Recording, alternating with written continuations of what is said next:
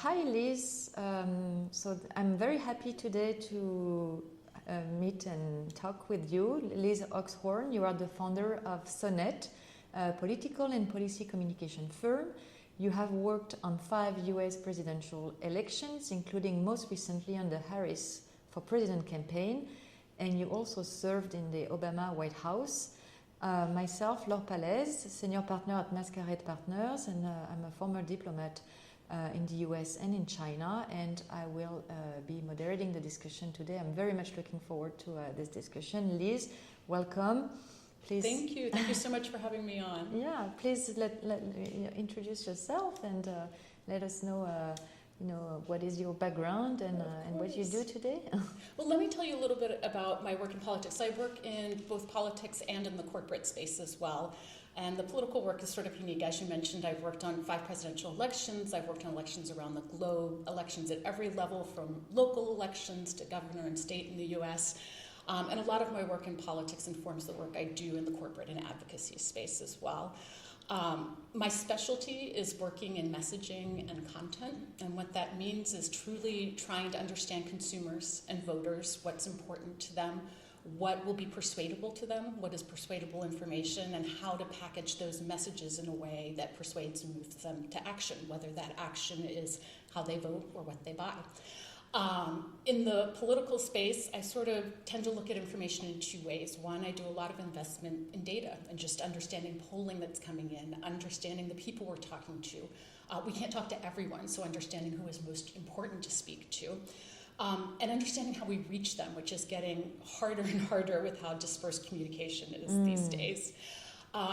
And there's also, though, a second plane, which I think is really important if you're doing any sort of writing or communication, which is to understand the larger global environment in which this conversation is taking place. Mm-hmm. So I do a lot of thinking about the moment we're in. If that's an election, I'm thinking about what is the larger conversation that's happening above and beyond the election, either in the country or globally, that is unfolding. I'm thinking about what is the fabric that holds people together and makes them feel part of this country, and in what ways do they feel like that fabric is fraying and there's discontent. And so it's really about digging deeper and understanding the sentiment that is happening in the country and with your audience. Thank you. So communication-wise, you have worked on the past election. Can you give me 3 main key learnings from the US elections, and what maybe we should do better in the future?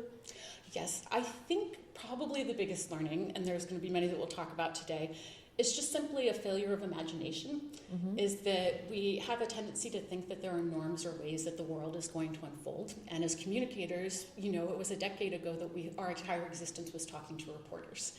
And now we have a landscape and an environment that is much broader and much deeper than that. And so I think sometimes we have a failure of imagination of understanding how quickly the world is moving and changing. And so, for example, in dealing with cases of disinformation, I think we sometimes have a lack of acknowledgement of how much disinformation exists out there and how high of a leap it is to bring people back to factual information. I think sometimes in politics we assume that we have a political coalition as a party that will always exist, and that winning is about small, minor changes, adding and subtracting from that coalition. And one day we wake up and realize that coalition doesn't exist anymore and we have to build a new one. And so one of the most important learnings, and there are many micro reasons why the election result was what it was, and people will dig into the data and understand certain voters and voter patterns. But I think the most important takeaway is to just not have a failure of imagination, to understand how quickly things are evolving and the need to adapt very quickly to them. You mentioned disinformation, and we'll go back to that in a moment. But would you say the antidote to a bad speech is a good speech? And that I wish it was that simple. Yes. Yeah. I mean, one thing that we should talk a little bit about is the development of paywalls and reading news online right now. Right. I have a lot of people who say to me, well, people were willing to pay for a newspaper subscription to have it delivered to their door or to buy it at the newsstand, so why aren't they willing to pay online? And the thing is that it's not that the product has changed, and it has, it's now online. It's that the competition has changed. Right. And so everyone who is writing for a newspaper is competing against anybody who can hop on TikTok or Instagram or X or Blue Sky and announce news or facts or what they consider to be facts. And if you think about it, if you're a voter, particularly a fairly low information voter who's just not super engaged in the news, you may not be willing to pay for a newspaper subscription when you can get all of this for free. And so in many ways, the paywalls have become something that has made news accessible for people who are high information, who are willing to pay to log into FT. But my concern is, how are we reaching those people who maybe are only getting news from a Facebook group they're part of and Instagram accounts that they follow? And so how do we work around this problem? Well, this is one of the great challenges for journalism, right? Yeah. You know, does journalism need to become something that is philanthropically backed in order to be competitive? Does journalism need to rethink its product in a way that it is so compelling that you're willing to pay for it versus something that you get for free? And also just, I think there is a literacy that has to happen with being able to discern what is information, misinformation, and disinformation. Okay, in three, categorize them and try to tag them along. Okay. And coming back a little bit on the most important characteristic in communications right now, maybe we should have started with that, but Yes. I'm very curious to know your Without a doubt, it's authenticity. But let me talk a little bit about what this means, because I think this can be a little bit confusing. We are in a media environment right now where anyone can turn on their phone and start talking into their phone and communicate. And so we don't rely on television stations to do that, although they're very useful. We don't necessarily have to go through a reporter. We can do that directly through TikTok, through Instagram. This has done two things. One is that it has made delivery of information more informal. Right. And the other is that there's a lot less privacy. People get on Instagram and TikTok and they talk about their whole selves and they don't hold much back. Is that authenticity, really? Well, so this has created a standard for communication where people believe that anybody who has put up a wall, who's speaking with a lot of talking points, who is very rehearsed, is perhaps holding something back, right? And the goal of communication is almost to create an intimacy with your audience, right? A sense of connection, a sense of closeness. And so people have a very strong filter right now for who is authentic and who's reading talking points. And we would see this all the time in focus groups with elections.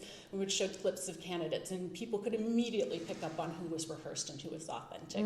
Some of the most effective political communicators right now are 30 and 40-somethings who will hop on and do an Instagram live without a lot of rehearsal. Yeah. So what does this mean if you're a business communicator, a Yes. CEO? This is the big threshold question, right? Because this is very different from doing this in politics. $1,000 question. Exactly. And there are three things that I use to guide me with this when I'm working with clients. One is that if I have a communicator, perhaps a CEO, a head of a company, I always want them to talk about something they're passionate about, something that they could talk about without having talking points for me, and I'll certainly provide them if they like them.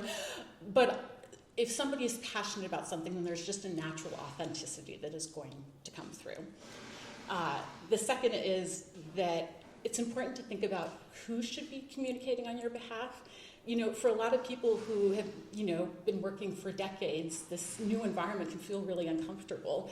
And perhaps your CEO says, I just don't feel like I'm the right person to do this, but the number two in command is fantastic at this, right? And so it's being thoughtful about who should represent your company, who is the face of the company. And the third is that I really work with clients, I hate to use the word provocative, but to be a bit provocative. And this doesn't mean going and lighting your brand on fire by saying something crazy, right? But what it means is having a point of view. It is so hard to break through in this media environment. And so if somebody is running a clean technology company, I want them to be able to go out there and say what we should do to solve the climate crisis, but also what we shouldn't, to have a really strong point of view about that. Because that also reads as authentic, as somebody who's willing to call things as they are, willing to say things in a way that is truthful. And finally, I just want to talk about the notion of authenticity and female leaders, because I think this is a really difficult box that we put female leaders in. I work with a lot of female leaders because of this, because people will say, I want my female candidate to be relatable, but she also must be flawless and perfect, right? And every leading woman that I know has arrived at the positions she's in by being nearly flawless. That is how she has been able to gain her slot. And so then when I go to female leaders and I say, I want you to take down the wall. I want you to reveal more of yourself. I want you to go into media environments where you're not afraid of making a mistake. That can feel really uncomfortable, right? Because your whole rise has been built off of doing things perfectly, and now you have to take down that wall. And so we do a lot of working to credential yourself, to talk about those accomplishments, but then also convey something about yourself that is real and creates that intimacy and connection. Okay, so there are very concrete learnings for our listeners and especially CEOs and people willing to put themselves out and have a clear and authentic message, and for female leaders as well. And thank you very much. And I think the United States is very usually much ahead, despite and there's just some also hiccups. A cultural dynamic. It's of a cultural openness. dynamic, exactly. But I think being aware that this is a movement beyond just the U.S. towards this openness is important for leaders. Right. We mentioned TikTok briefly and Instagram and all these free platforms. We've seen during the election that the podcasts were very successful and very popular. Joe Rogan, another very famous podcaster that I've known for years, but we know in Europe they have a new face, and it's a new era for us. And so why are these podcasts and Substack so hot right now? It's an excellent question, and I love podcasts. We're doing one right now. Yes. There's a couple of dynamics that have played out, especially post-COVID. And one is this distrust of institutions, distrust of experts, this notion that maybe there's some other facts out there that I should understand. And so we would hear this a lot in campaign research, as people saying, I want to do my own research. This comes up with everything. I want to do my own research about vaccines. I want to do my own research about this candidate. I don't want the media telling me what to do. And what I think this points to, and then this comes back to the notion of being able to find those facts, right, is there is actually this desire for thoughtful conversation. You know, we talk about people being low information, people are busy, people only read headlines, but there is also a craving for thoughtful discussion, which can happen in a podcast, which can happen in a long-form Substack newsletter, right? And so I think this actually speaks to the moment we're in, which is that people want a thoughtful conversation. And thoughtful conversation. And I love to put clients on podcasts for two reasons. One, most people are not naturally concise in how they speak, and so a lot of my clients have wonderful, thoughtful ideas, and it's a place where they have room to convey them. But also, it's an atmosphere where people can relax and be a little more authentic. Now, a lot of people have come to me and said, oh, should we stay on X? Should we stay on TikTok? And this is a super personal decision for a company, right? But here's what I think the important learning is from all of the changes with the different platforms, is that people will think, oh, I built up tens of thousands, hundreds of thousands, 1 million followers on TikTok or X, and that is really it's something really valuable that I own. The difficult news is that you don't actually own it. No. You're a victim or subject to the algorithm, and X can change its algorithm, TikTok can turn off in the United States, and this product that you own suddenly doesn't have the same value that you thought it would. It doesn't mean you shouldn't be on social media. It's an important part of reaching people, especially people who are not high news consumers. But I'm also very interested right now in what you own. How many people are in your newsletter? How many people are coming to your website? How many people are returning to your website? Is there a reason to? Your digital, tangible assets. Exactly. Because you can't ignore social media. That has to be part of reaching people, but you don't own it. You do own your newsletter. You do own your website. That's a very, very interesting point that I barely heard so far, so thank you. And that maybe brings us to the last part of this conversation about companies. We mentioned values, and so companies don't just sell a product, like you said, they sell values you stand behind. So how to choose those values in a time of a global disruption, and can you please elaborate on the example of Target, which is the this is a French fantastic Monoprix. example. Thank you. As I always say, say Target is French Monoprix, in the same way that people in France love Monoprix, and it's an institution almost. Target is the same way in the United States. I love Target. Yes, and people, and this is the thing about Target, people don't just like it, they love it. We love it. And that speaks to something about the brand. Right. So there's a really interesting dynamic that has played out with Target, which is Target in the last few years really leaned into diversity, equity, and inclusion initiatives. They would put up huge in-store displays for Pride, supporting LGBTQ rights. They were supporting Black product creators and bringing their products into store in an effort to give them a fair chance. And so Target really baked this in as part of their brand identity.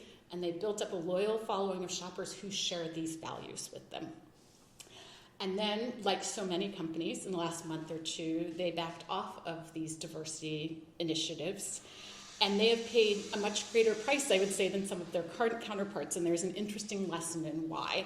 I mean, their foot traffic is down, their stock is tumbling. They've taken a real hit from doing this in a way that maybe their competitors haven't quite to this extreme. And this all goes back to, again, the moment we're in, which is a real moment of tribalism and identity. And this would come up a lot in the election. It was a really fascinating dynamic because people would support Democratic Party policies, but they would have a hard time identifying themselves as being part of that tribe. There was something about the brand that was harder for some voters to connect with. And people talk about, this is a vibes election. I hate the notion of vibes. People are voting on vibes, not on facts. And that, to me, is an oversimplification. But when people are choosing a product and choosing a candidate now, they're not just choosing them on facts, they're choosing them off of a sense of identity.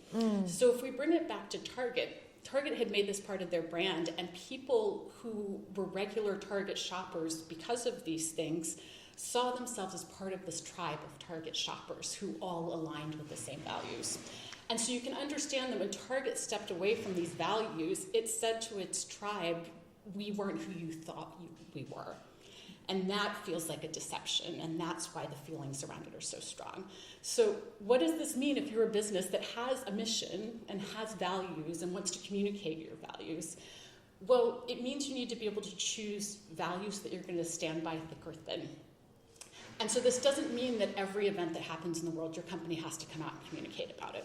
But it does mean that there are core things about your brand that are your values that you're going to use to build this community of people that support your brand. So I'll give you a great example. If you are an outdoor clothing company and you decide that you're going to be very public in supporting forest preservation initiatives, when people buy your jacket, and they could buy the same jacket at another store, but yours has that label, they're identifying themselves as someone who cares about forest preservation. Yes. And so when forest preservation becomes a complicated political topic, you can't walk away from that because you've destroyed the trust in the brand and the tribe that they believe they're part of. And so all of this just speaks to how tribe and identity is so much of how we're choosing our candidates and our products, and communicators need to be aware of that. Okay. And would you say that's a more global disruption than before? Or, I mean, did that trend increase over the years that you just described? I mean, making sure your consumers, your electoral bases adopt certain values and they would walk away from... Would you say that's... Well, I would say the values are probably being tested more, right? It feels like we're in a real period of upheaval and things are changing very quickly. It's very interesting. There are a lot of people who come out of working on U.S. political campaigns that go work within companies after, and there's a reason why their advice and counsel is so important. And it's because they have the ability to say, here's going to be the implication of your values 2 months, 6 months, a year, 5 years down the road. Okay. And so that's what I want people to anticipate. Again, to not have a failure of imagination, to understand whether those values are going to be tested and can their company sustain supporting them. At the time we started discussing was actually the month where the killing of the United Healthcare CEO happened. That was a tragic event, and somehow that related to also communications. Yes, which is once again, as we talk about what is this moment we're in and what we need to understand about it. Just for I'm not sure how widespread the news was of this. It was huge. Yeah, but a month after the election, the head of United Healthcare, one of the largest insurers in the U.S., was shot in the streets of New York City. And the surprise, and maybe it shouldn't be a surprise to anyone understanding the sentiments in the world right now, is that that people started pouring forth online with their stories of how this company had denied health care to their family members, cost them care, cost them lives, forced them to bankruptcy with having to pay bills they didn't expect. And there was a real outrage brewing online to the point where instead of rooting for the killer to be caught, there were people online rooting for him to pull it off. Wow. And we can have all sorts of conversations about what this means for gun culture and things like that in the US, but what this is really about is the notion of failed institutions and people reforming them. And this was actually the core dynamic of the election, which was who is the incumbent, who is part of the institutions that people are unhappy with, and who is willing to shake things up and reform them. Now, if you were unhappy with the last few years and you believed that Biden and Harris were part of a failed institution, a failure of government, then you wanted Trump to come in and shake things up and rewrite the rule book and be the reformer. If you believe that the Trump presidency and the association with billionaires in response to COVID and things like that were the institutional failure, and that Biden and Harris were reforming that and trying to improve it, then you voted a certain way. Right. We saw the result, and the result was actually, in hindsight, fairly close. But I think it's important for business communicators to understand this dynamic, which is, are you part of an institution that naturally may have some failures and you're dug in defending those?